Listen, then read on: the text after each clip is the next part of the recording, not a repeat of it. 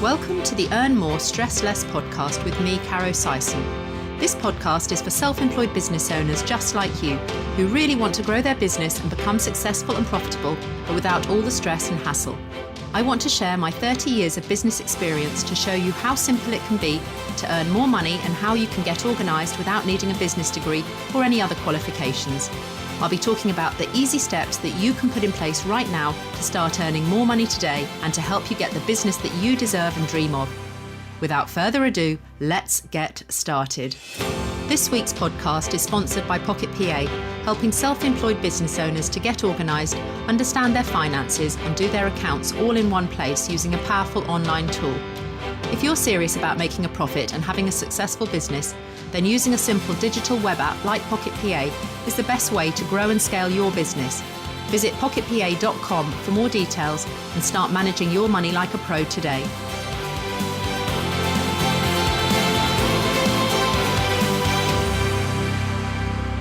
Hello and welcome to Earn More, Stress Less with me, Caro Sison. Today we're back talking with Joanne Fisher on a legal topic, and this week we're going to be covering off what to do if your clients haven't paid you.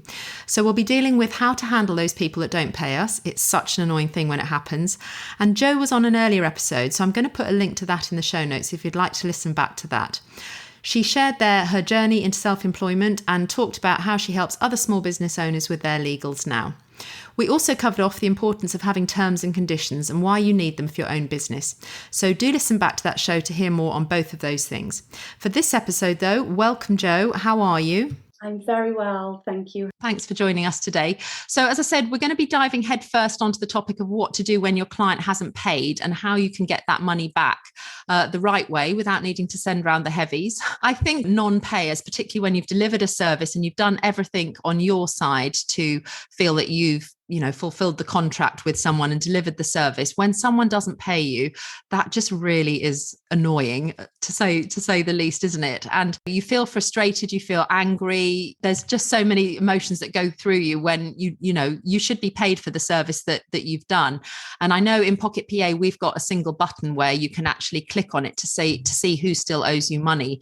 I know accountants call it who are your debtors, but we just decided we'll put a button in saying who still owes you money. And if you see a list of people and it's past the time that they should have paid you, if you're not collecting it on the day of payment or they haven't dropped that money into your account within a couple of days, and your terms and conditions say that you need to either be paid at the point of delivery or within 7 days, it's frustrating to think, oh God, I've got to ask them for that money. A lot of people feel awkward, embarrassed. And in our own business, when I had a physiotherapy practice and I was delivering, hands-on treatment, it felt awkward even just asking for payment at the end of the service. You've done something really sharing and caring and you're worried about their health and you're trying to make them better. And you have to then switch between sort of saying, oh, we'll see you again in 7 days. I hope you're going to be starting to feel better really soon. And now could you pay me? It's £50, please. And you kind of have these two hats and you have to wear them as a self-employed business owner. And there's sort of some incongruency with having delivered something really nice and making the client feel good to then be having to talk about the business side of things. And I know that is a really awkward spot for a lot of people. And when I had my physiotherapy practice, I would deliver the service and then I would ask them to book in a week's time and I would send them out the door. And I actually ended up employing a receptionist or having a receptionist help on the desk so that I didn't need to deal with any of that side of it because I found it so awkward. And so I kind of squirmed my way out of it by passing that on to someone else. But it is that whole thing of, have you had non-payers in your own legal business where I don't know if that would happen with you because you're actually in that arena of legal, so they would know that you would handle it. But do you have non-payers as well? And how does it make you feel? You'd be amazed actually how, especially when I was in the bigger law firms where we're recording time and then you raise an invoice for a client and they're shocked that you've spent so much time on a matter, even though they called you 15 times a day for the last 6 months, and all of a sudden it's a shock to them. So yeah, I think it goes across any industry, any sector. We all experience bad or slow payers, and you're totally right in saying we are good at what we do. So I'm good at being a lawyer. I'm not necessarily good at being a salesperson or someone that wants to charge people money. We have to learn those skills ourselves. And I think when you start in business, it's a real big shake-up actually to know your worth and really be able to know your value, that you're offering something to someone. You do what you promise that you're going to do. And then if they don't pay, it's, as you say, it's frustrating, it's upsetting. You think it's a reflection of you as a person, that, yeah, you're terrible and they don't want to pay for your service. And actually, it's never about you and it's always about them. So, yeah, I think from a legal perspective, you've got to have a good set of terms and conditions. Make sure you've got the provisions in there that show what happens when people need to pay, how they need to pay, and then what will happen if they don't pay. And that really does start you on the right footing, really, for how you handle these situations. Yeah, 100%. I know it's funny that you mentioned that, because I think people do take it personally, don't they? They think they haven't paid me. Gosh, how dare they? And it's a real affront against that person. But it's actually just, obviously, we don't know everybody's personal situation and why they may just totally have forgotten. That could be the first thing. It may be that they just didn't have their card with them at the time that they came to pay you, and then they just had life happen and they just totally forgotten. A small nudge will be all it takes, and they'll be mortified that they forgot to pay. And that's obviously the first thing that you need to do, is to just remind them. And I know in Pocket PA, we created a special feature after the Who Still Owes You Money to be able to for people to send one-click invoicing, because often I have one of our Pocket PA users, and she says when people have forgotten to pay, after a couple of days, if they haven't made the payment, she just sends them an automated invoice. And she said, often I wake up in the morning and it's all been paid, and I just think, oh, phew, I don't even have to speak to them or send them a message, because I literally just sent them an invoice, and it comes from Pocket PA. So it looks quite official, and it kind of gets them out of that sort of awkwardness of sort of having to say, excuse me, you haven't paid me, and what's the problem, and then having to follow up, because those conversations and messages are awkward. I know that some people in their business, they sort of send an email, and again, in Pocket PA, we've got a messaging service where you could send an email to someone and sign it off from Jane in accounts, or Robert in the accountant, or whatever it is. You could delegate and have a person that is collecting the money for you.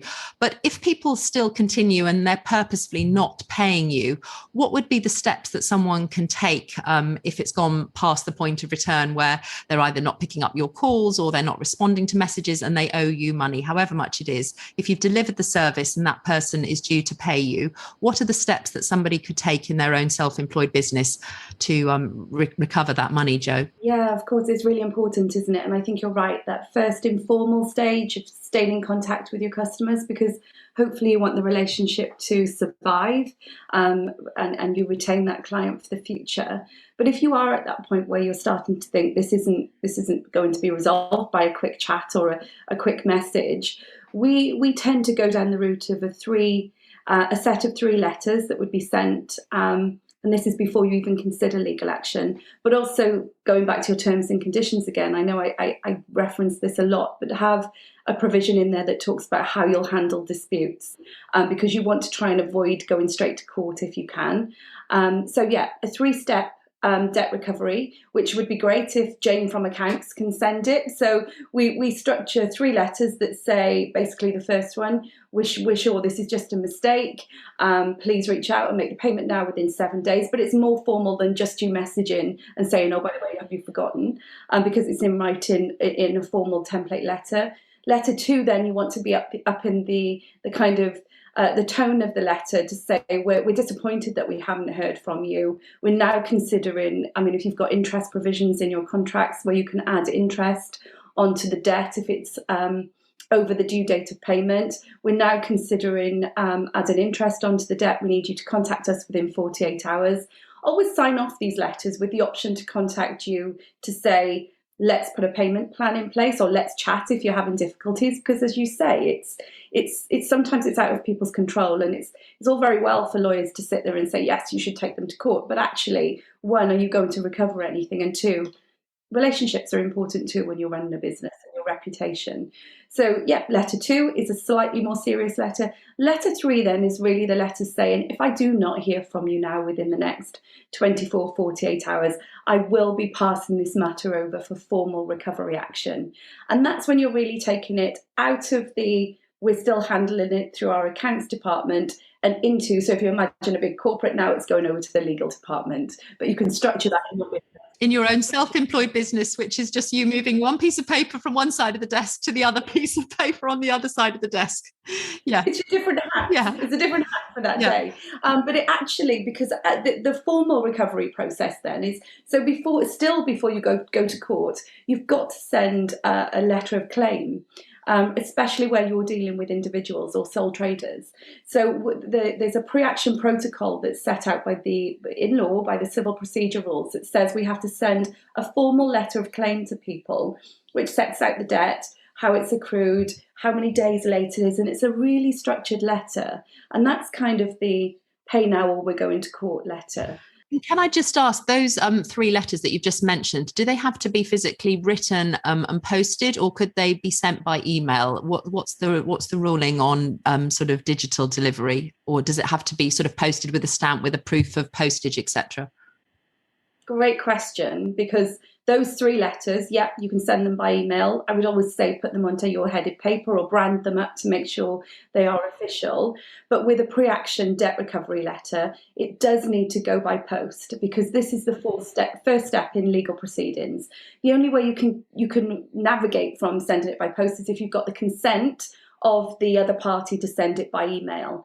And that consent can't be in your terms and conditions. It's got to be that they've confirmed that they're happy to receive correspondence by email. So that letter ideally should go by post unless otherwise agreed. I'm just wondering, for sometimes people don't always collect anybody's sort of postal address, do they? Particularly if people are coming in to see them.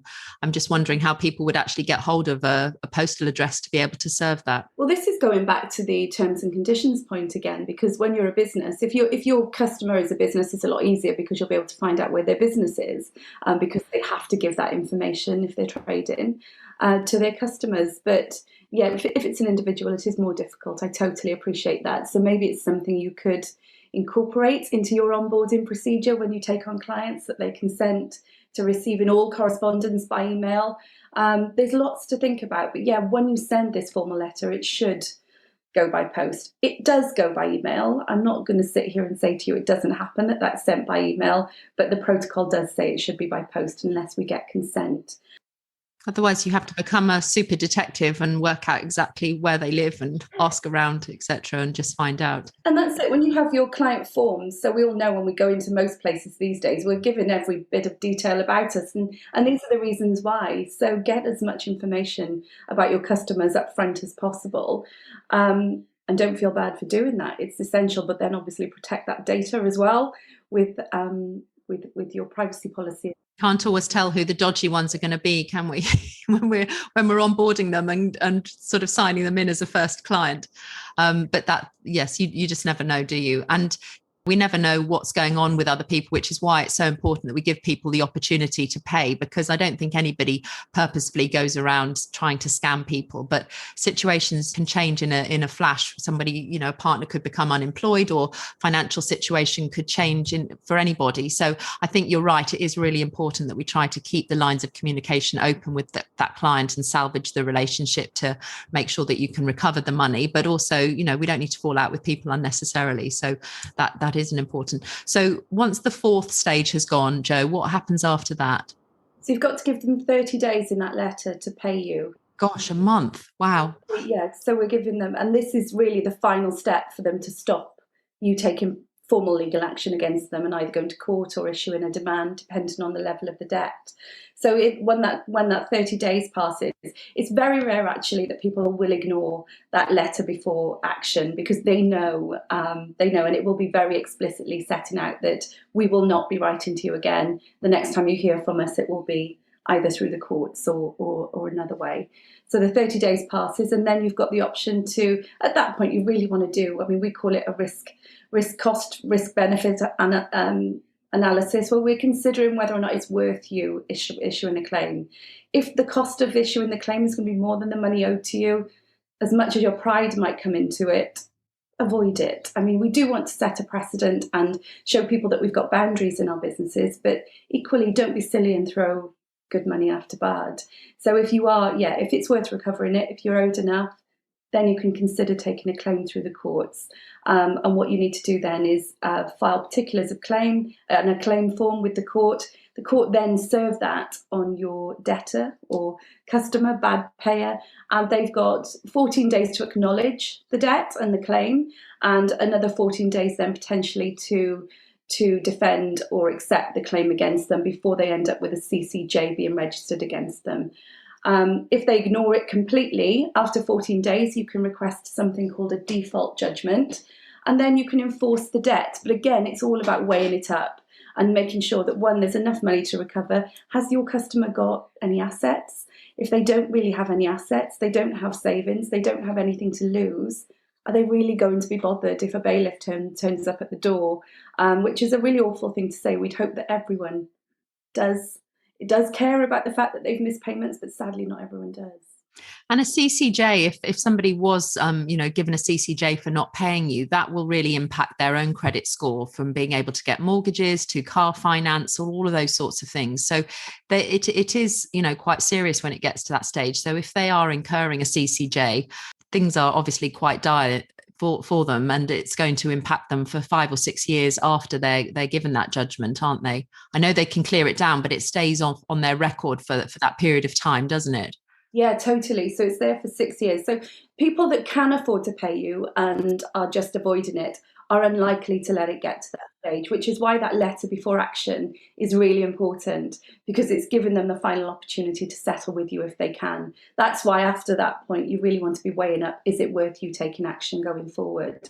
There is another route you can go down as well. So if somebody owes you, if they're an individual and they owe you over £5,000, and there's absolutely no dispute over the debt being owed, you can use something called a statutory demand, which gives people 21 days then to make a payment to you, or you can ask for an order to make them bankrupt. Again, that's very aggressive, but it works in the right circumstances. That's very dramatic. And would they have to do that through a solicitor? That's not a sort of a DIY type route that they could go down? You'd be surprised. You can go onto the government website and there's forms there for statutory demands. But yeah, do take advice in that situation, because, as I say, if there's any dispute over the debt being owed, if it's a contractual dispute in particular, it could be that would be a waste of money, really, if you weren't able to do it. And what would be I know that in the UK we have something called the small claims court. Would that be open for any small business owner to be able to go through the small claims court, or do they need to go through those 4 steps first before they go straight to the small claims court, or is that not a route open to them? So the small claims court, or money claim online as well, we have now, they are the first step of legal proceedings. Ah, okay. So that's what happens after those 4. Yes. So you don't need those 3 letters. The 3 letters are more of an effective debt recovery tool within your business that we would advise clients to have. But you do need to have that. What you need to do is to be able to demonstrate to the court that you've done everything possible to try and remedy this between you and your debtor, because the courts just don't want their time and money being wasted. So it's important to keep screenshots of any conversations that you have between you, particularly if you've got them on text messages. I've had to do that before, where you've just screenshotted, because obviously somebody deletes them at a later date. You need that evidence to be able to show and demonstrate that you were trying to reach out to them to give them an opportunity to pay.